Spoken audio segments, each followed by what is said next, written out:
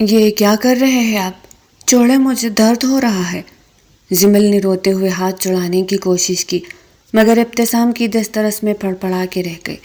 وہ اس کو گرفت میں لیے اس کے ہاتھ کی پٹی کھولنے لگا جس پر گہرا کٹ لگا تھا۔ وہ خون کی چند بوندیں بستر کی چادر پر گرانے لگا۔ وہ حیران ہو کر اسے دیکھنے لگی۔ اگر صبح انہیں خون کے نشان نہ ملے تو تمہاری پاکیزگی کے ساتھ میرے مرد ہونے پر بھی سوال اٹھیں گے۔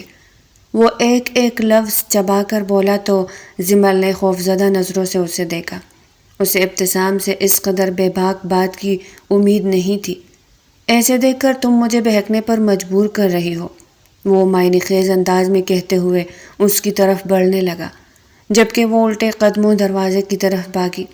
مگر اس سے پہلے ابتسام نے اس کی کمر میں ہاتھ ڈالا اور ایک جذبے سے اسے اپنے قریب کیا۔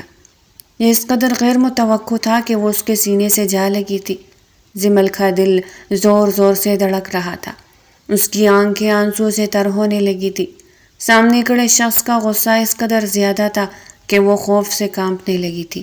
اسے سمجھ نہیں آ رہی تھی کہ وہ کیا کرے اور کیا نہیں۔ یہ شخص اسے کسی طور چھوڑنے پر تیار نہیں تھا۔ پلیز مجھے چھوڑ دے، میں آپ سے ہاتھ جوڑ کر معافی مانگتی ہوں، اپنے ہاتھ جوڑ کر کہتی ہوں کہ خدا کے لیے مجھے چھوڑ دے، وہ دبی دبی آواز میں ڈر کر بولی۔ ابتسام کو دیکھ کر یوں لگ رہا تھا جیسے اس کے کان پر جوں تک نہ رینگتی تھی۔ اس نے ایک دم سے اسے اپنے قریب کیا، یہاں تک کہ وہ اس کے سینے سے جا لگی تھی۔ اس کی آنکھوں سے آنسو بہنے لگے تھے۔ دھڑکتے دل کے ساتھ اس نے اپنی دونوں آنکھیں زور سے بند کر لی اور تبھی اسے اپنے کان کے قریب کسی کی سانسیں محسوس ہوئی۔ اس کا دل مزید تیزی سے دھڑکنے لگا اور تبھی ابتسام نے سرگوشی کے انداز میں اسے بولا، خاموش رہو، دروازے کے باہر کچھ بندے کھڑے ہیں، اگر تم نے ایک بھی آواز نکالی تو وہ اندر آ جائیں گے۔ زمل نے ایک دم سے آنکھیں کھولی۔ یہ شخص جو ابھی اس پہ ظلم کرنے لگا تھا ابھی کیا بات کر رہا تھا؟ اس کو سب کچھ اپنے سر کے اوپر سے گزرتا ہوا دکھائی دیا۔ وہ خاموشی سے اپنے ساتھ لگے کھڑے ابتسام کو دیکھ رہی تھی۔ اور شاید تمہیں یہ خبر نہیں ہے کہ ہماری حویلی میں کسی پہ رحم نہیں کیا جاتا، اس لیے چپ چاپ اپنی سانس بھی روک کر کھڑی رہو۔ اس کی یہ بات سن کر وہ سکتے میں آ گئی تھی۔ یہاں ہو کیا گیا تھا اسے خود کچھ سمجھ نہیں آ رہی تھی۔ اس کا دل مزید تیزی سے دھڑکنے لگا تھا۔ ابتسام اسے کافی دیر اپنے ساتھ لگائے وہی کھڑا رہا، پھر اس کے بعد اسے آہستگی سے چھوڑا اور بٹ پر جا کے لیٹ گیا۔ وہ بھی آ کر بٹ کے کونے میں بیٹھی یہی سوچتی رہی کہ نہ جانے اسے کس چیز کی سزا ملی ہے۔ اس کے بابا تو ایک ایماندار آفیسر تھے، پھر اسے کیوں کسی درندے کے ہاتھ سونپ دیا گیا تھا؟ ساری رات اس کی آنکھوں سے آنسو بہتے رہے اور وہ اپنے بیڈ پر ایک طرف سمٹی پڑی۔ ساری رات اپنے باپ کو یاد کرتی رہی۔ اس کے بغل میں سویا ہوا شخص اسے زہر لگ رہا تھا، کیونکہ اس دنیا میں سب سے بڑا دشمن یہی تھا۔ یا خدا، میں نے ایسی کون سی خطا کر دی تھی جس کے بدلے میں تم نے مجھے ایسی زندگی عطا کی؟ یا خدا، مجھے معاف کر دے اور مجھے اس درندے سے چھٹکارا دے دے۔ اس نے لرز کر اوپر کی جانب دیکھا تھا۔ بظاہر تو وہ چھت تھی، مگر اس کی نظر کہیں دور آسمانوں کے پار اپنے خدا کو ڈھونڈ رہی تھی۔ ادھر اس نے اپنے آنسو صاف کیے اور اپنی سائڈ کا لیمپ بجھا دیا، مگر نیند ابھی تک اس سے بہت دور تھی۔ اپنی زندگی کے سب سے بڑے دشمن کے ساتھ نیند بھی کہاں آنی تھی؟ اپنی زندگی کی پچھلی ساری کہانی اس کے دماغ میں گونجنے لگی تھی۔ اس کے بابا فارس اجاز کے سب سے بڑے وکیل تھے۔ ساری زندگی انہوں نے ایمانداری سے کام کیا تھا اور آج تک کبھی بھی انہوں نے کوئی ایسا کام نہیں کیا اور نہ کوئی ایسا فیصلہ جس سے انہیں کوئی پچھتاوا ہوتا۔ حق حلال کی روزی کماتے رہے تھے۔ اب تو سارے ملک میں ان کا نام لیا جاتا تھا۔ انہوں نے ہمیشہ غریبوں کے حق میں فیصلے کیے تھے اور امیر اور غریب کو ایک ہی صف میں کھڑا کر کے انصاف پر فیصلے کیے۔ یہاں اگر کوئی غریب قصوروار ہوتا تو اسے سزا دی جاتی، اور اگر کوئی امیر مجرم ہوتا تو اس کے کیے کی سزا اس کو دی جاتی۔ فارس اجاز کا تعلق درمیانے طبقے کے لوگوں میں سے تھا، جنہوں نے اپنی محنت کے بل بوتے پر اپنا نام روشن کیا تھا۔ زمل ان کی اکلوتی اور لاڈلی بیٹی تھی جس میں ان کی جان بستی تھی۔ زمل کے پیدا ہوتے ہی اس کی والدہ اس دنیا سے رخصت ہو گئی تھی، جبکہ زمل کے بابا نے اس کی پرورش کی تھی، اسے پڑھایا لکھایا تھا۔ ان کی خواہش تھی کہ ان کی بیٹی ان کی طرح ہی ایماندار بنے، اور وہ بالکل اپنے باپ کے جیسی تھی۔ اسے بھی اپنے باپ سے بے انتہا محبت تھی، مگر زندگی شاید کوئی اور کھیل کھیلنے والی تھی۔ قسمت کی دیوی نے ان سے بے وفائی کر دی تھی۔ اپنی ایمانداری کی وجہ سے وہ اس بار بھی بہت ایماندار فیصلہ کر رہے تھے۔ ان کی عدالت میں ایک کیس پیش کیا گیا تھا۔ اس کیس میں کسی غریب کی جائیداد کو ہڑپ کرنے کا کیس شامل تھا، اور جو زمین ہڑپ کر لی گئی تھی وہ زمین شہر کے بالکل سینٹر میں تھی، جس کا مطلب یہ تھا کہ اس میں کافی اچھا پروجیکٹ بن سکتا تھا۔ فیاض حیدر نے اپنے بندوں کو بیچ کر یہاں پر قبضہ کر لیا تھا۔ یہاں کی غریب عوام جب اپنی زمین لینے کے لیے آگے بڑھی تو ایک ایک کر کے ان کو ختم کیا جانے لگا تھا۔ بالآخر مجبور ہو کر غریب عوام نے عدالت جانا ہی مناسب سمجھا اور ان کے خلاف FIR درج کروا دی گئی، اور پھر دیکھتے ہی دیکھتے ان کا کیس ہائی کورٹ تک جا پہنچا تھا۔ اور اب وہ وقت آ چکا تھا جب فارس اجاز کو اپنا فیصلہ سنانا تھا۔ پہلی پیشی پر ان کے سامنے سارے گواہان اور ثبوت رکھے گئے تھے، لیکن فیصلہ سنانے سے پہلے ہی وقت ختم ہو چکا تھا۔ انہوں نے عدالت یہ کہہ کر برخاست کر دی تھی کہ اگلے ہفتے وہ اس کا فیصلہ سنائیں گے، مگر شاید قسمت کو کچھ اور ہی منظور تھا۔ سارا ہفتہ گزر چکا تھا اور اس ہفتے میں انہیں کافی ساری دھمکی آ چکی تھی۔ وہ اس وقت بھی اپنے اسٹڈی روم میں بیٹھے تھے جب انہیں کال آئی تھی، دیکھو فارس، تمہارے لیے یہی بہتر ہوگا کہ اس کیس سے پیچھے ہٹ جاؤ یا پھر اس کیس کا فیصلہ غلط سنا دو، تمہیں منہ مانگی رقم دی جائے گی۔ کال کی دوسری طرف ایک بھاری آواز گونج رہی تھی۔ فارس اجاز اپنی کرسی پر بیٹھے اپنا چشمہ صاف کرتے ہوئے ایک گہری مسکراہٹ کے ساتھ بولے، میں نے اپنی ساری زندگی میں آج تک کبھی کوئی غلط فیصلہ نہیں کیا، اور نہ ہی میں نے کبھی کسی غریب کا حق کسی امیر کے ہاتھ میں دیا ہے۔ میں جب اس فیلڈ میں آیا تھا تو میں نے یہ عہد کیا تھا کہ میں ہمیشہ انصاف پر فیصلے کروں گا، تو مجھ سے یہ توقع رکھنا چھوڑ دو کہ میں کبھی غلط فیصلہ کروں گا۔ ان کے اطمینان سے کہنے پر فون کی دوسری طرف کچھ دیر تو خاموشی رہی، مگر کچھ لمحوں بعد پھر سے آواز ابھری، دیکھ لو، تمہارے ساتھ بہت برا ہو سکتا ہے۔ تم فیاض حیدر کو انکار کر رہے ہو، اور فیاض حیدر کو جو انکار کرتا ہے اسے اس کی زندگی چھین لی جاتی ہے۔ ایک شیطانی کہکہے کے ساتھ یہ آواز گونجی، مگر فارس اجاز کے چہرے پر کوئی خوف نہیں لہرایا تھا۔ انہوں نے اسی اطمینان سے کہا، چاہے جو مرضی کر لو، چاہے تم میرے جسم کے 100 ٹکڑے بھی کر دو، اس کے باوجود بھی میرا ہی ہر ٹکڑا ایمانداری کے راگ لاپے گا۔ تمہارا بہت شکریہ، تم نے میرے لیے بہت سوچا، لیکن میرا کوئی ارادہ نہیں ہے کہ میں اپنے بارے میں سوچوں۔ یہ کہتے ہوئے انہوں نے کال بند کر دی تھی، مگر دروازے کے بیچوں بیچ ہاتھ میں دودھ کا گلاس پکڑے زمل کا دل زور زور سے دھڑکنے لگا تھا۔ موبائل سپیکر پر تھا اور وہ یہ باتیں سن چکی تھی۔ بابا، یہ کس کی کھول تھی؟ اور وہ لوگ آپ کو کیا کہہ رہے تھے؟ آپ کو جان سے مارنے کی دھمکی دے رہے تھے؟ وہ دھڑکتے دل کے ساتھ آنکھوں میں آنسو لیے اپنے باپ کے پاس آئی تھی۔ دودھ کا گلاس ٹیبل پر رکھا اور گھٹنوں کے بل ان کے قریب بیٹھ گئی تھی۔ ارے بیٹا، کچھ نہیں ہوتا۔ وہ مجھ سے غلط فیصلہ کروانا چاہتے ہیں اور میری ایمانداری یہ گوارا نہیں کرتی کہ میں کسی غریب کا حق کسی امیر کو دوں۔ بیٹا، تم جانتی ہو جہاں پر ان لوگوں کی زمینیں ہیں، ان لوگوں نے کتنی مشکلوں سے یہاں کھیتی باڑی کی ہوئی ہے، اسی کی وجہ سے تو ان کے گھر چل رہے ہیں۔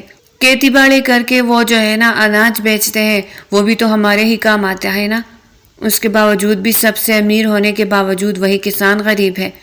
میں نہیں چاہتا کہ ان میں سے کسی کی بد دعا مجھے لگے، اور ویسے بھی میں نے تو ہمیشہ سے یہی عہد کر رکھا تھا کہ میں کبھی کوئی غلط کام نہیں کروں گا۔ اس وجہ سے میں نے انہیں انکار کر دیا ہے۔ ایسی دھمکیاں تو بہت سے لوگوں نے مجھے دی ہے، تمہیں فکر کرنے کی ضرورت نہیں ہے۔ انہوں نے مسکراتے ہوئے اپنی بیٹی کی آنکھوں سے آنے والے آنسو صاف کیے۔ مگر بابا، مجھے تو یہ کوئی بہت خطرناک انسان لگ رہے تھے، اس نے بے یقینی سے کہا تھا۔ کچھ نہیں ہوتا بیٹا، سب ٹھیک ہو جائے گا، جاؤ تم آرام کرو۔ انہوں نے مسکراتے ہوئے اسے اپنے کمرے میں بھیجا تھا۔ اس وقت رات کے 12 بج رہے تھے اور وہ ابھی تک اسی کیس کو ہینڈل کرنے میں مصروف تھے۔ جو کال ابھی انہیں آئی تھی، اس کال نے ان کا دماغ بھی توڑا معاف کر دیا تھا، مگر وہ خوف زدہ ابھی بھی نہیں تھے۔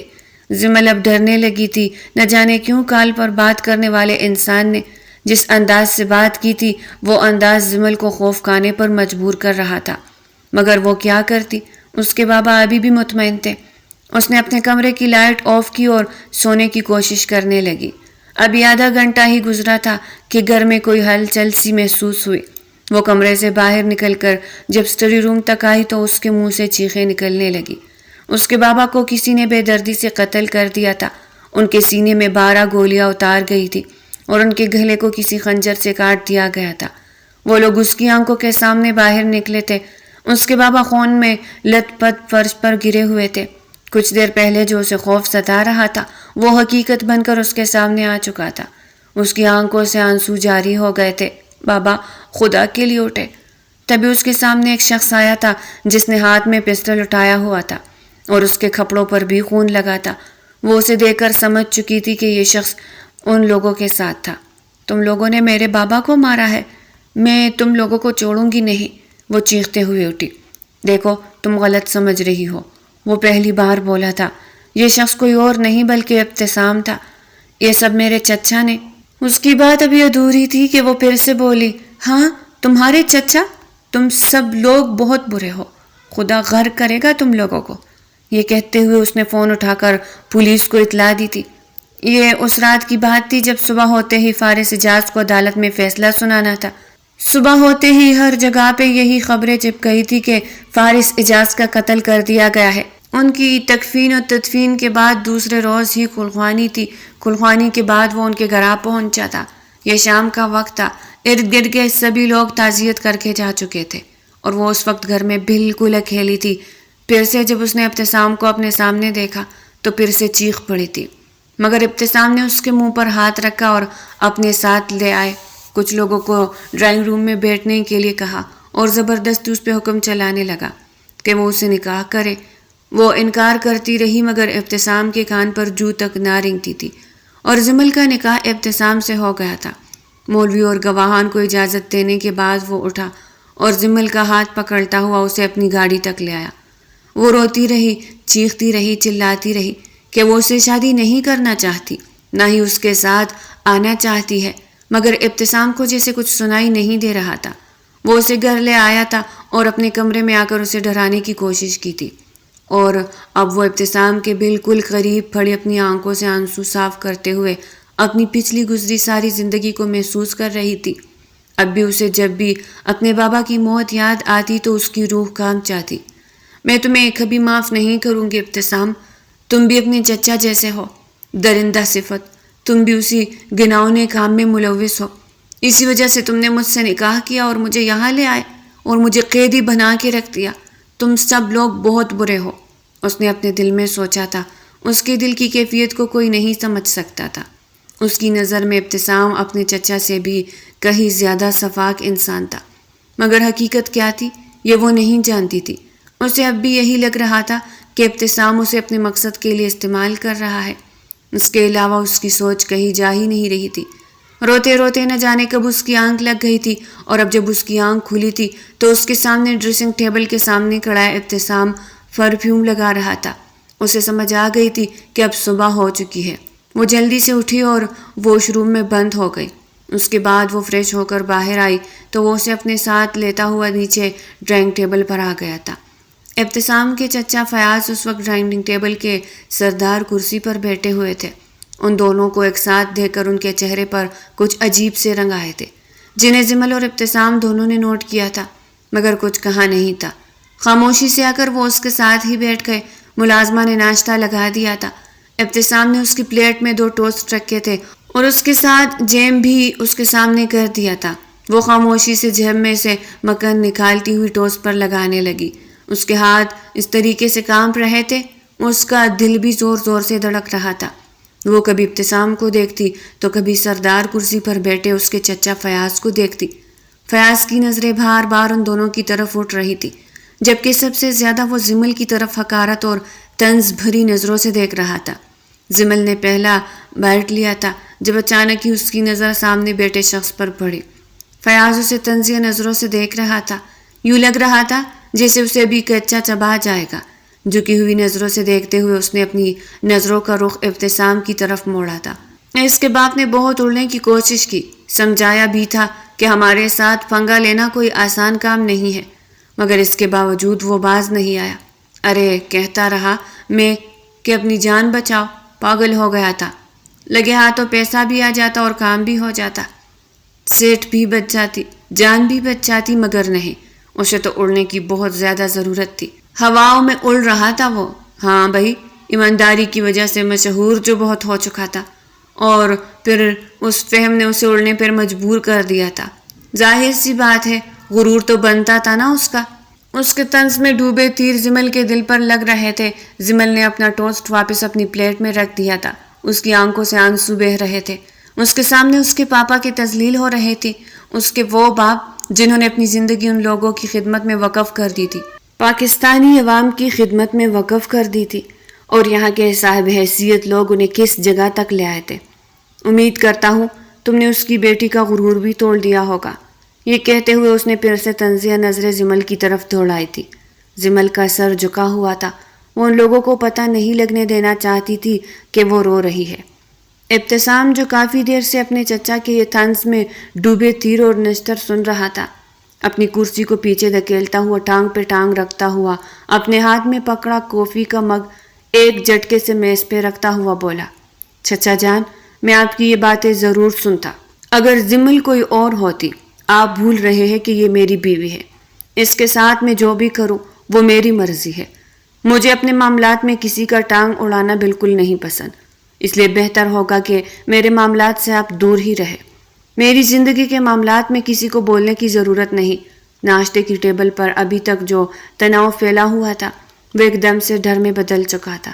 ابتسام کے لہجے میں اس قدر شدید غصہ شامل تھا کہ فیاض کچھ بول ہی نہ سکا، جبکہ اس کے ساتھ بیٹھی لڑکی حیرانگی اور خوف کے ملے جلے تاثرات لیے ابتسام کو دیکھ رہی تھی۔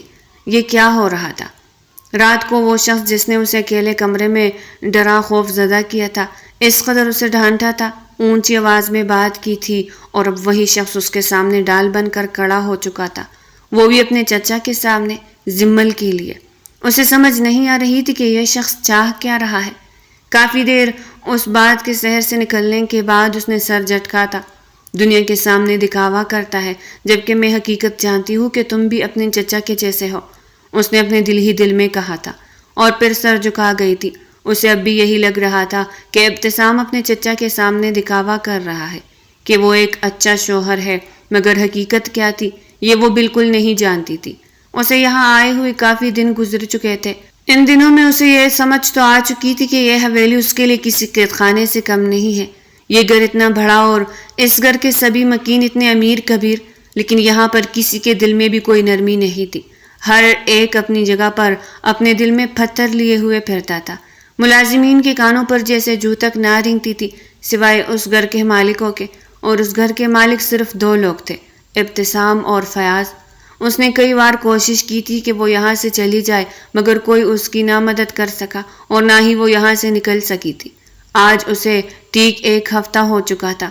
وہ اپنے ساتھ یہ سب کچھ ہونے پر ابتسام کو قصوروار ٹھہرا رہی تھی۔ یہی شخص تھا جس کی وجہ سے اس کا باپ مرا تھا، یہی شخص تھا جو اسے زبردستی یہاں لے آیا تھا۔ عجیب سی گھٹن اس گھر میں موجود تھی، مگر وہ چاہ کر بھی اس گھر سے دور نہیں جا سکتی تھی۔ وہ حویلی کی لاؤنج میں ٹہل رہی تھی جب اچانک ہی اس کی نظر دروازے سے آتے ابتسام پر پڑی تھی۔ اس کی حالت خراب ہو رہی تھی، اس کے ماتھے سے خون بہہ رہا تھا جو اس کی سفید شرٹ پر جا لگا تھا۔ اس کی یہ حالت دیکھ کر وہ جلدی سے اس کے پاس پہنچی تھی۔ کیا ہوا ہے؟ سب ٹھیک تو ہے؟ یہ چوٹ کیسے لگی؟ وہ پوچھ رہی تھی، مگر وہ خاموش رہا۔ قدم قدم چلتا ہوا وہ اپنے کمرے تک پہنچا تھا۔ وہ بھی اس کے پاس پہنچ گئی تھی۔ نہ جانے کیوں کسی کی بھی چوٹ پر اس کا دل دکھ جاتا تھا۔ شاید وہ اپنی زندگی میں ایسے ظلم و ستم دیکھ چکی تھی کہ اب کسی پر ہوتا ظلم بھی نہ دے سکتی تھی، نہ کسی کا زخم دیکھ سکتی تھی، نہ کسی کی تکلیف، اور ہر کسی کی تکلیف پر رو دیتی تھی۔ اس وقت وہ یہ بھول چکی تھی کہ ابتسام اس کا سب سے بڑا دشمن ہے۔ اس کے ماتھے پر لگی چوٹ اور اس میں سے فوارے کی طرح نکلنے والا خون اسے حواس باختہ کر رہا تھا۔ وہ جلدی سے اسے بٹ پر بٹھاتی ہوئی الماری سے فرسٹ ایڈ باکس نکال لائی تھی۔ وہ جلدی سے روئی نکال کر اس کے زخم کو صاف کرنے لگی۔ زخم اتنا گہرا تھا کہ زمل کا دل لرز اٹھا تھا۔ کیا ہوا ہے؟ کسی کے ساتھ لڑائی تو نہیں ہوئی؟ مگر وہ خاموشی سے زمل کے چہرے کو دیکھے جا رہا تھا۔ اس کی نظروں سے زمل بہت الجھ رہی تھی، مگر اس کے باوجود بھی وہ پٹی کرنا چھوڑ نہیں سکتی تھی۔ پٹی کرتے ہوئے اس نے پھر سے اس کے چہرے کو دیکھا۔ وہ بھی تک مکمل زمل کو اپنی نظروں کے حصار میں لیے ہوئے تھا۔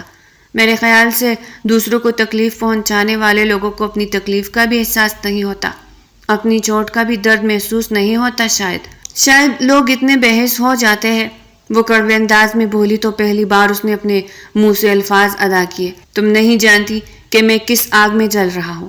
اگر تم جانتی ہوتی تو شاید اس وقت تم یہ بات نہ کر رہی ہوتی، اس نے تکے ہوئے انداز میں کہا اور اپنی نظریں اسے ہٹا لی۔ اس کی اس بات پہ نہ جانے کیوں جمل خاموش کے رہ گئی تھی۔ اس کی اس بات میں نہ جانے ایسی کون سی کشش تھی کہ اسے یوں لگا تھا جیسے یہ شخص بہت بے بس ہو، اور تب سے ان دونوں کے درمیان خاموش نظروں کا تبادلہ ہوتا رہا۔ ایک ایسی کشش تھی جو ان دونوں کو ایک دوسرے کے قریب لا رہی تھی، لیکن وہ دونوں اس کشش کو پہچاننے سے انجان تھے۔ 3 دن گزرے تھے، آج وہ اپنے کمرے سے باہر نکلی تھی۔ ابتسام اب کافی بہتر تھا اور آج وہ اپنے آفس جا چکا تھا۔ اس وجہ سے 3 دن بعد اس کی خدمت کرنے کے بعد آج وہ کمرے سے باہر نکلی۔ ناشتہ کرنے کے بعد وہ ساری حویلی کا چکر لگا رہی تھی جب اس کی نظر ایک کمرے پر پڑی تھی۔ یہ کمرہ اس نے پہلے نہیں دیکھا تھا۔ تبھی ایک ملازمہ کو آواز دیتے ہوئے بولی، سنو، یہ کس کا کمرہ ہے؟ کمرے سے ہلکی ہلکی روشنی آ رہی تھی۔ صفائی کرتے ہوئے ملازمہ نے تھوڑی دیر کے لیے ادھر دیکھا، پھر کچھ سوچتے ہوئے بولی، آپ کو نہیں پتا بی بی جی، یہ ابتسام صاحب کا اسٹڈی روم ہے۔ یہاں بیٹھ کر وہ اپنے سارے آفس کا کام کرتے ہیں، کبھی پڑھائی بھی کرتے ہیں، اور ہاں، یہاں پر جانے سے سختی سے منع کیا گیا ہے۔ آپ بھی مت جائیے گا۔ اگر یہاں کی کوئی چیز ادھر سے ادھر ہو جائے تو بہت بڑا ہنگامہ کھڑا کر دیتے ہیں، اس لیے ہم لوگ اسٹڈی روم میں جا کر صفائی بھی نہیں کرتے، وہ اپنی نگرانی میں ہی صفائی کرواتے ہیں۔ آپ بھی محتاط رہنا۔ یہ کہتے ہوئے وہ وہاں سے جا چکی تھی، مگر جمل کے دل میں ایک دم سے خیال آیا تھا۔ وہ تو ابھی آفس نکلا تھا اور یہاں پر اسے کوئی کچھ کہنے والا بھی نہیں تھا۔ فیاض ویسے بھی گھر پر موجود نہیں تھے، یعنی اس گھر میں صرف اور صرف وہی تھی، کوئی اس پر حکم نہیں چلا سکتا تھا اس وقت۔ یہ تو بہت اچھی بات ہے اگر وہ گھر پر نہیں ہے، اور اس وقت اسٹڈی روم کا دروازہ بھی کھلا ہوا ہے۔ میرے خیال سے میرے بابا کے لیے مجھے یہاں سے کافی مضبوط ثبوت مل سکتے ہیں۔ وہ جلدی سے اسٹڈی روم کی طرف بڑھ رہی تھی۔ جلدی سے اس نے دروازے کے ہینڈل پر ہاتھ رکھا اور اسٹڈی روم میں داخل ہو گئی تھی۔ اندر داخل ہوتے ہی وہ حیران رہ گئی۔ یہ کمرہ سارے کا سارا کتابوں سے بھرا پڑا تھا، ہر جگہ شیلفوں میں کتابیں رکھی ہوئی تھی، مگر وہ جلد سے جلد یہاں سے کچھ نہ کچھ ڈھونڈنا چاہتی تھی۔ وہ ایک ایک کر کے یہاں کی سارے شیلفوں میں رکھی کتابیں کھولنے لگی تھی۔ کتابوں میں اسے کچھ بھی نظر نہیں آ رہا تھا۔ وہ جلدی سے اسٹڈی ٹیبل کی طرف بڑھی اور اس کے دراز کھولنے لگی۔ ایک ایک دراز کھولتی وہ ہر چیز کو الٹ پلٹ کر رہی تھی کہ اچانک دروازہ کھلنے کی آواز اس کے کانوں میں پڑی تو ایک دم سے اس کے تیزی سے چلتے ہاتھ تھم گئے۔ وہ جلدی سے پلٹ کر واپس دیکھنے لگی، مگر سامنے دیکھ کر اس کا سانس وہی کا وہی اٹک گیا، کیونکہ دروازے پر کوئی اور نہیں بلکہ ابتسام کھڑا تھا اور اس کی آنکھوں سے شدید غصہ جھلک رہا تھا۔ کس کی اجازت سے آئی ہو تم یہاں؟ پوچھا تھا مجھ سے۔ وہ غصے سے آگے بڑھا تھا۔ اور کیا ڈھونڈ رہی تھی تم یہاں پر؟ بتا سکتی ہو مجھے؟ وہ غصے سے بولتا ہوا اس کا بازو پکڑنے لگا۔ خبردار، اگر آج کے بعد تم اسٹڈی روم کے قریب بھی بھٹکی تو مجھ سے برا کوئی نہیں ہوگا، وہ غصے سے کہتا ہوا اس کے بعد اسے پکڑتا اسے اسٹڈی روم سے دھکے کی طرح باہر نکالنے لگا۔ جمل کے پیروں تلے سے زمین نکل گئی تھی، اس کی آنکھوں سے آنسو بہنے لگے تھے، مگر وہ کچھ کہہ نہیں پا رہی تھی۔ اس نے کمرے کا دروازہ کھولا اور اسے باہر پھینکا، اور پھر ایک دم سے اس نے اسٹڈی روم کا دروازہ اندر سے بند کر لیا۔ جمل وہی کڑی سوچتی رہ گئی تھی۔ اسے یقین ہو گیا تھا کہ وہ ضرور کوئی بہت بڑا راز چھپا رہا ہے، لیکن وہ کون سا راز تھا اسے سمجھ نہیں آ رہی تھی۔ اس کے بعد اس نے کبھی بھی اسٹڈی روم کی طرف رخ نہیں کیا تھا، اور ابتسام کے ساتھ بھی اب اس کی بالکل نہیں بنتی تھی۔ نہ وہ اس کے سامنے آتی، نہ اس سے بات کرتی، بس خاموشی سے اس گھر میں گنتی کے دن مکمل کر رہی تھی۔ اسے ابھی بھی یہ کھوج تھی کہ کسی نہ کسی دن اس کے ہاتھ ان لوگوں کے خلاف ثبوت لگ جائیں گے اور وہ ان لوگوں کو بے نقاب کر سکے گی۔ ابتسام سمیت وہ اس گھر کے سبھی مکینوں سے نفرت کرتی تھی، مگر آج کچھ عجیب ہوا تھا۔ سارے ملازمین دن کا کام کرنے کے بعد دوپہر کے وقت آرام کرنے کے لیے اپنے اپنے کوارٹرز میں جا چکے تھے۔ وہ اپنے کمرے میں موجود تھی۔ اسے پیاس کا احساس ہوا تو وہ جلدی سے سائڈ ٹیبل کی طرف بڑھی، مگر جگ میں پانی ختم ہو چکا تھا۔ وہ جلدی سے اپنا جگ اٹھا کر باہر آئی۔ سیڑھیاں اترتے ہوئے وہ کچن کی طرف چلی گئی، مگر اچانک ہی اس کے کانوں میں کسی کی آواز پڑی تھی۔ یہ آواز کسی اور کی نہیں بلکہ ابتسام کے چچا فیاض کی آواز تھی۔ میری بات سنو، جس شخص کو میں اپنا ہمدرد سمجھ رہا تھا اسی نے میری پیٹ میں چرا گھونپ دیا۔ ابتسام کی بات کر رہا ہوں میں، وہ تو آستین کا سانپ نکلا ہے۔ ہمارے خلاف سارے ثبوت اکٹھے کر کے وہ ہائی کورٹ میں پیش کرنے والا ہے، اور تم جانتے ہو زمل کے ساتھ نکاح کر کے بھی وہ وہی لایا تھا تاکہ وہ اسے ہماری نظروں سے بچا سکے، اسے محفوظ کر سکے، اور اب وہ ہمارے لیے بہت شدید خطرے کا باعث بن چکا ہے، ہمارے سر پر جیسے تلوار لٹک رہی ہے ابتسام کی شکل میں۔ اگر اسے راستے سے نہ ہٹایا گیا تو ہم زمین میں گاڑ دیے جائیں گے، اس لیے آج ہی ابتسام کو راستے سے ہٹا دو، اسے مار ڈالو، اسے کچھ بھی کر لو، مگر میرے راستے سے وہ ہٹ جانا چاہیے۔ خدا کا شکر تھا کہ وہ ٹیبل کے ساتھ لگی کھڑی تھی۔ اس نے جلدی سے اپنا جگ ٹیبل پہ رکھا، اس کے پیروں تلے سے زمین نکل گئی تھی۔ اسے اب احساس ہوا تھا کہ ابتسام اس سب میں بالکل بھی شریک نہیں تھا، اور وہ تو خود اس کا محافظ بن رہا تھا، اور اب جب اس نے فیاض کے منہ سے یہ بات سنی تھی تو اس کا دل زور زور سے دھڑکنے لگا تھا۔ وہ جلدی سے بھاگتی ہوئی اپنے کمرے میں گھس گئی تھی۔ اس کی آنکھوں سے آنسو ایک دم تیزی سے بہہ رہے تھے۔ جس شخص کو اس نے آج تک درندہ سمجھا تھا، اسے شوہر کے مرتبے تک ابھی تک فائز نہ کر سکی تھی، وہی شخص اس کے باپ کے قاتلوں کو سزا دلوانے والا تھا، اور اب یہ لوگ اس کی جان کے بھی دشمن بن چکے تھے۔ وہ اللہ اللہ کر کے اس شخص کے واپس آنے کی دعائیں کر رہی تھی تاکہ وہ واپس آ جائے اور وہ اسے اس کے چچا کے بارے میں سب کچھ بتا سکے۔ وقت بہت مشکل سے کٹ رہا تھا، بڑی مشکل سے شام کے 7 بجے تھے۔ تبھی کمرے کا دروازہ کھلا۔ اس نے سر اٹھا کر دیکھا تو وہ ابتسام تھا۔ وہ حیران ہوا تھا کہ آج وہ کمرے میں بیٹھی اتنی خاموشی سے دروازے کی طرف دیکھ رہی تھی۔ جو ہی وہ دروازے سے اندر داخل ہوا، زمل بھاگتی ہوئی اس کے سینے سے جا لگی تھی۔ وہ اب تک جو خود کو بہت مضبوط کیے ہوئے تھی، آج پھوٹ پھوٹ کر رونے لگی تھی۔ ابتسام کو خوشگوار حیرت کا احساس ہو رہا تھا۔ کیا ہوا ہے؟ سب ٹھیک تو ہے؟ وہ اس کی کمر تک آتے ہوئے بالوں کو سہلاتے پوچھ رہا تھا، مگر وہ روئے جا رہی تھی۔ وہ اسے جلدی سے بیڈ پر بٹھاتے ہوئے اسے پوچھنے لگا تھا، مگر وہ بیٹھنے سے انکار کرنے لگی۔ وہ وہی اس کے سینے سے لگی کھڑی تھی۔ آپ جانتے ہیں آپ کے چچا فیاض وہ کس قدر برے انسان ہیں؟ میں نے آج ان کو کیا کہتے ہوئے سنا۔ وہ کہہ رہے تھے کہ آپ نے ان کے خلاف سارے ثبوت اکٹھے کر لیے ہیں اور آپ ہائی کورٹ میں پیش کرنا چاہتے ہیں۔ انہوں نے اپنے آدمی سے یہ بھی کہا تھا کہ وہ آپ کو آج راستے سے ہٹا دے۔ آپ کہیں مر جائے، وہ آپ کو مار ڈالیں گے۔ وہ روتے ہوئے بول رہی تھی، اس کی سانس سے بے ترتیب ہو رہی تھی۔ کسی جان سے پیارے کو کھونے کا احساس اس کی آنکھوں میں واضح دکھائی دے رہا تھا۔ یہی خوف تب تھا جب اس نے اپنے بابا کو کھویا تھا، اور وہی خوف آج پھر سے اسے ہو رہا تھا۔ وہ آج اپنے شوہر کو کھونے والی تھی۔ اس کا دل زور زور سے دھڑکنے لگا تھا۔ آپ مجھے معاف کر دیں، میں آپ کو بہت غلط سمجھتی رہی، مگر شاید آپ ہی میرے سب سے بڑے ساتھی تھے، میرے بڑے دوست تھے، کیونکہ آپ بھی میرے بابا کو انصاف دلوا رہے ہیں۔ اس نے معصومیت سے کہا تو ابتسام کو اس پر جی بھر کر پیار آیا تھا۔ اس نے مسکراتے ہوئے اس کے چہرے کو دیکھا اور ایک لمبی سانس لیتے ہوئے اپنے دونوں ہاتھ اٹھا کر اس کے چہرے کو اپنے ہاتھوں میں لیا تھا۔ تمہیں فکر کرنے کی کوئی ضرورت نہیں ہے، سب ٹھیک ہو جائے گا، اور تم جانتی ہو میں نے یہ سب کچھ تم پہ احسان نہیں کیا، بلکہ تم جانتی ہو میں نے تمہیں کب دیکھا تھا۔ میں نے پہلی بار تمہیں تب دیکھا تھا جب تم اپنے بابا کے ساتھ ہائی کورٹ میں آئی تھی۔ تمہارے حسین اور معصوم چہرے پر میرا دل آ گیا تھا، اور میں اسی وقت تم پر اپنا دل ہار بیٹھا تھا، اور پھر جو ہماری جان ہو جائے، ہمارے دل میں سما جائے، اسے ہم کیسے مرنے دے سکتے ہیں؟ اسی لیے میں نے تمہاری نفرت کو برداشت کر لیا اور تمہیں اپنی بیگم بنا کر یہاں لے آیا۔ اس کے اس قدر کہنے پر زمل کے ہونٹوں پر ایک رنگین مسکراہٹ بکھر گئی تھی۔ اس نے اپنا سر اس کے چوڑے سینے سے ٹکا دیا تھا، اور وہ دونوں آج اپنی محبت کے دھن میں بہت مگن ہو چکے تھے۔ یہ لمحہ ان کی زندگی کا سب سے حسین لمحہ ٹھہرا تھا۔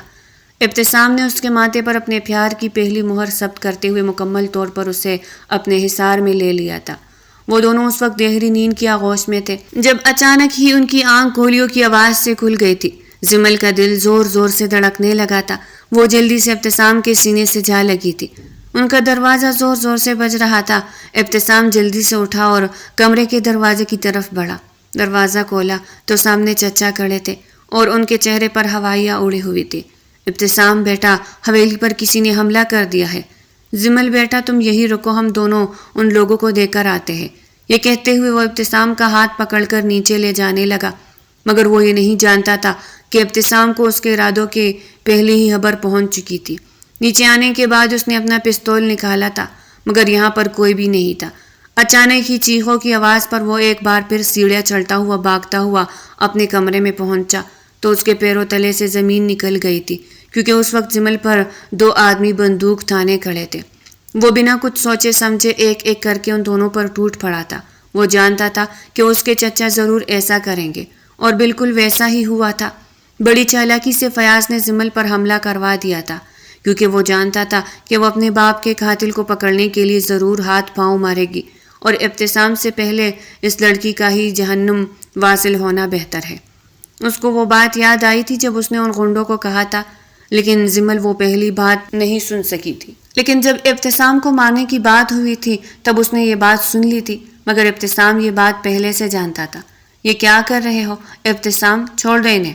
لیکن ابتسام کو کسی قسم کی کوئی پرواہ نہیں تھی۔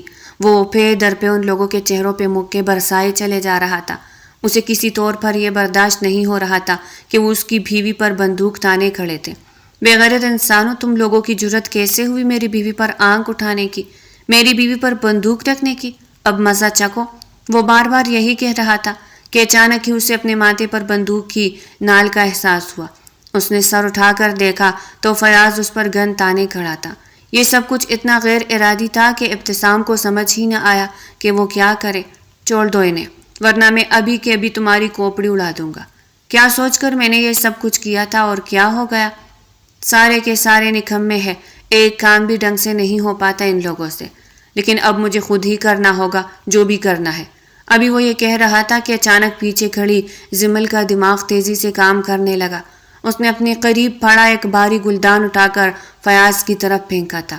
وہ کسی طور بھی اپنے شوہر کو مرنے نہیں دینا چاہتی تھی، مگر خوف کی وجہ سے اس کے ہاتھ کانپ رہے تھے، جس کی وجہ سے وہ گلدان چچا کو لگنے کی بجائے اسے چوتا ہوا آگے نکل گیا تھا۔ اس سے بچنے کی غرض سے فیاض ایک طرف ہوا تو اس کی گرفت ڈھیلی پڑی۔ اس چیز کا فائدہ اٹھاتے ہوئے ابتسام فوراً سے فیاض کے ہاتھ سے وہ پستال چھین کر اگلے ہی لمحے اپنے دوسرے ہاتھ سے اس کی گردن کو دبوچ میں لے لیا تھا۔ یہ اس قدر اچانک تھا کہ چچا کو سنبھلنے کا موقع ہی نہ ملا۔ چچا کو قابو کر لینے کے بعد اس نے ان کے دونوں ہاتھ پاؤں باندھ دیے تھے اور اس کے منہ پر بھی ایک ٹیپ چپکا دی تھی۔ یہ تو خدا کا شکر تھا کہ اس نے وہ سارے ثبوت پہلے ہی پولیس کی حراست میں دے دیے تھے، اور اب اس نے جلدی سے پولیس کو اطلاع کر دی تھی۔ پولیس کی گاڑیاں تیز رفتاری سے ان کے گھر کے باہر رکی اور وہ جلدی سے ان کے گھر پہنچی تھی۔ ابتسام کو تسلی دینے کے بعد پولیس انسپکٹر نے فیاض اور اس کے سبھی غنڈوں کو گرفتار کرنے کے بعد پیچھے مڑتے ہوئے یہ خوشخبری جمل اور ابتسام کو سنائی۔ مبارک ہو آپ لوگوں کو، اب آپ لوگ آزاد ہو، کیونکہ اب ان سب کو عمر قید کی سزا ہونے والی ہے، کیونکہ جو کچھ ثبوت میرے پاس آپ نے بھیجے تھے وہ ثبوت ان لوگوں کو پھانسی کے پھندے اور عمر قید تک لے جا سکتے ہیں۔ اب آپ لوگوں کو ڈرنے کی ضرورت نہیں ہے۔ پولیس انسپکٹر یہ کہتا ہوا ان سب کو لے کر وہاں سے چلا گیا۔ جمل کی حالت بہت خراب ہو چکی تھی۔ وہ ابھی بھی اسی کھورے میں کھڑی تھر تھر کانپ رہی تھی۔ اس کی آنکھوں میں آنسو بہہ رہے تھے۔ سب کچھ ختم ہو جانے کے بعد ابتسام کی نظر اب کونے میں کھڑی کانپتی ہوئی جمل پر پڑی تو وہ جلدی سے بھاگتا ہوا اس کے پاس پہنچا۔ اسے جلدی سے اپنے سینے میں دبوچ لیا۔ اس کی کمر پر بکھرے ہوئے بالوں کو آہستگی سے سہلاتے ہوئے اس نے اس کے ماتھے پہ بوسہ دیا تھا۔ فکر مت کرو میری جان، سب کچھ ٹھیک ہو گیا ہے۔ میں نے سب کچھ پہلے سے ہی طے کر رکھا تھا۔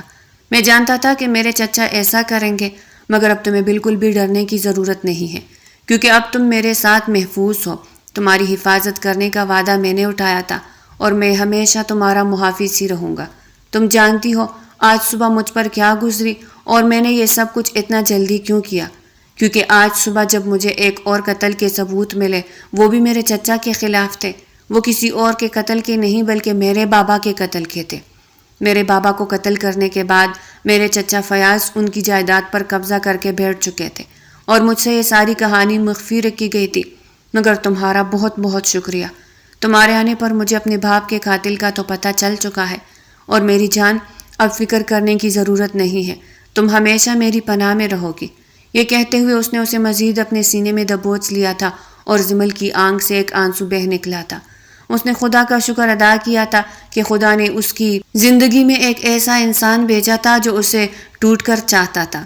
اس کے علاوہ اسے اور کیا چاہیے تھا؟ وہ جانتی تھی کہ سب کچھ ختم ہو چکا ہے، مگر اس کے باوجود بھی وہ ابھی تک خود کو نارمل نہیں کر پائی تھی۔ ابتسام اسے بیڈ تک لے آیا تھا اور اسے اپنے سینے میں چھپائے رونے دینا چاہتا تھا کہ آج وہ اپنے دل کا غبار نکال رہی تھی۔ کافی دیر بعد وہ اس کی گود میں ہی خاموشی سے نیند میں جا چکی تھی۔ اسے دیکھتے ہوئے مسکراتے ہوئے اس کے ماتھے پہ سر ٹکا کر وہ بھی نیند کی وادیوں میں کھو گیا تھا۔ فیاض کے کیس کو سٹڈی کرتے ہوئے اب کافی عرصہ گزر چکا تھا۔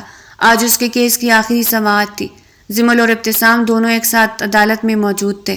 خدا کا شکر تھا کہ جج کی کرسی پر بیٹھا ہوا شخص ایماندار تھا۔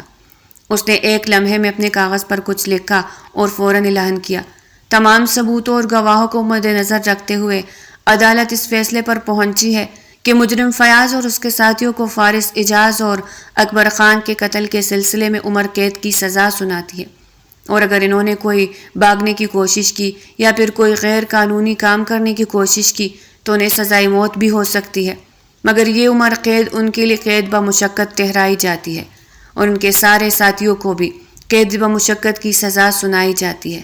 اس کے ساتھ ہی ابتسام اکبر کے حصے پر ناجائز قبضہ کر کے بیٹھنے کے جرم میں انہیں 5 کروڑ جرمانہ عائد کیا جاتا ہے۔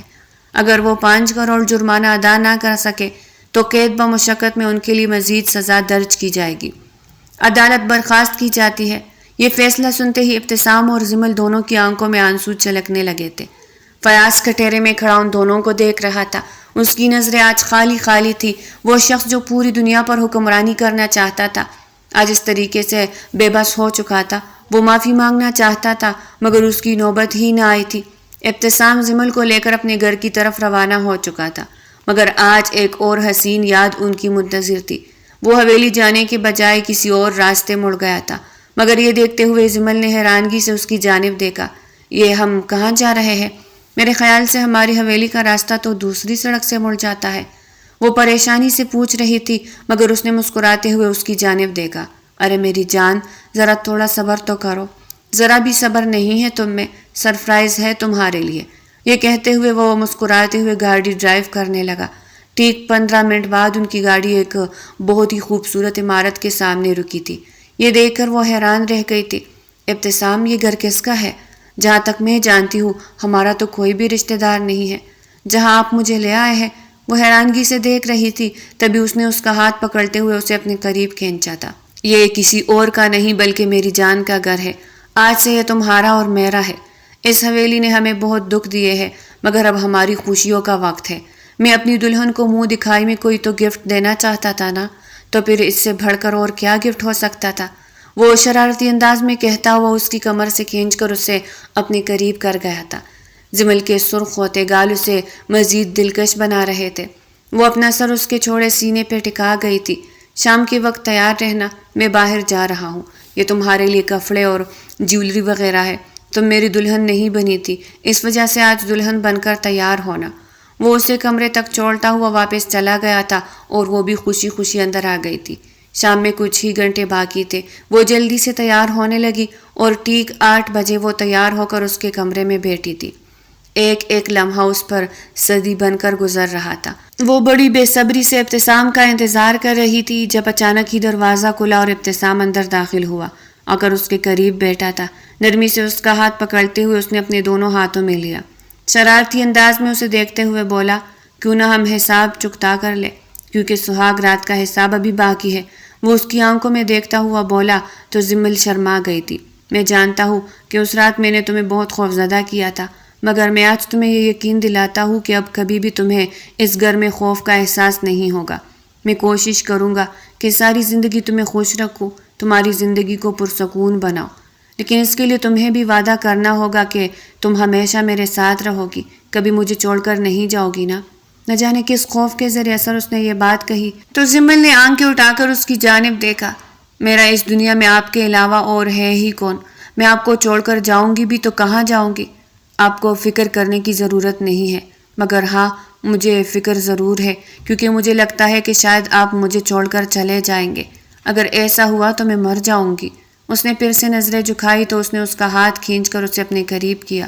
وہ اس کے سینے سے جا لگی تھی اور ایک پرسکون احساس ان دونوں کے اندر سرایت کر چکا تھا۔ اس نے مسکراتے ہوئے اس کے ماتھے پر اپنی محبت کی مہر ثبت کی۔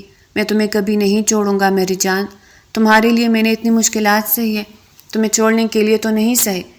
اب بس کبھی یہ بات اپنے منہ پر مت لانا۔ یہ کہتے ہوئے وہ اسے اپنے سینے سے لگا چکا تھا۔ بلا شبہ آج کی رات ان کی سب سے حسین رات تھی۔ ان کی محبت مکمل ہو چکی تھی۔ بالآخر زندگی سے ان کے دشمن کا خاتمہ ہو چکا تھا اور آج وہ اپنے دشمن کو سزا دلوا کر سکون میں تھے۔ زمل نے نظریں اٹھا کر آسمان کی طرف دیکھا۔ بظاہر یہ چھت تھی، مگر اس چھت سے دور کہیں آسمانوں کے پاس اس کی نظر اپنے خدا کو ڈھونڈ رہی تھی، وہ خدا جس نے اسے کبھی بھی اکیلا نہیں چھوڑا تھا۔ اے میرے اللہ، تیرا بہت شکر ہے، تو نے میری زندگی ضائع نہیں کی۔ اس نے مسکراتے ہوئے اس شخص کی جانب دیکھا اور آنکھیں موند کر اس کے سینے سے جا لگی۔ ابتسام نے بھی سکون کا سانس لیتے ہوئے اپنی آنکھیں بند کر دی تھی۔ ان کی زندگی ایک نئے سرے سے شروع ہو رہی تھی اور یہ واقعی ایک پرسکون زندگی کا آغاز تھا۔